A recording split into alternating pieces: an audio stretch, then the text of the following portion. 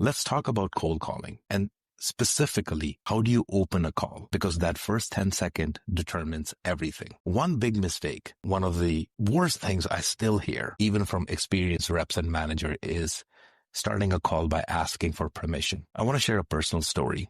This also prompted me to make this episode and talk about this topic. Very recently, I was working on a campaign for a client, outbound campaign, and I had this very experienced guy, manager, says he's worked on Wall Street.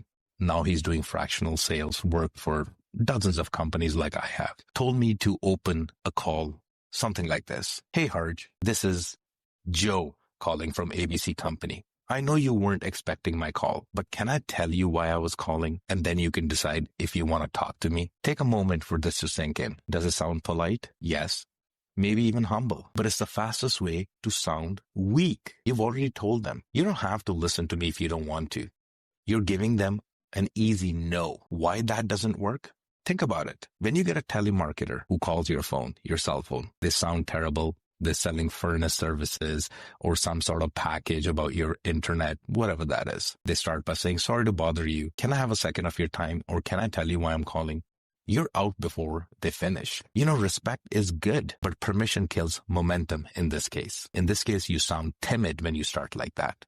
And you don't book meetings when you sound timid. What you want to do instead is this. Here's how I open my calls. Calm, confident, no permission check. Let's say, for example, I'm calling a CTO or a CIO or head of IT of a company about a software advisory service.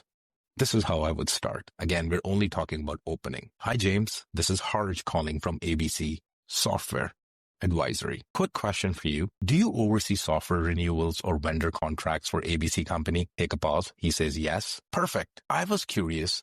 Do you have any renewals that are coming up in the next 90 days? Any major ones like cloud, any of your big vendors? That's it. You're in a real conversation now, not a pitch.